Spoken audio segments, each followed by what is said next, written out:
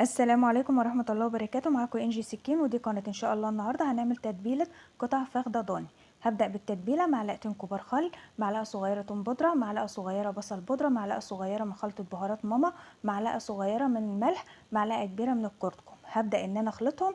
وهنا معايا بعد ما بخلطهم بجيب كيس حراري، ببدأ اضيف فيه بصلتين. ممكن هنا في الوقت ده اضيف اكتر كمية كبيرة من الجزر والبصل واي خضار بياخد سوا شوية، واضيف له شويه من التتبيله وشويه من الزبده وحوالي ربع كوبايه من الميه لو احنا محتاجين الخضار عشان الاكل. بعد كده ببدا اتبل الفخده الضاني. هنا القطع دي ببدا اتبلها، وبعد كده اظبطها في الكيس الحراري واضيف عليها باقي الزبده. ممكن تبقى سمنه بلدي، بسيبها على الوش عشان تديها طراوه. بعد كده بقفل الكيس الحراري، اديه فتحة واحدة بس. بعد كده بدخله على الرف الأوسط من الفرن درجة حرارة عالية. بعد كده بهدي النار واسيبه لغاية ما بيستوي. هنا قدمته مع رز أبيض.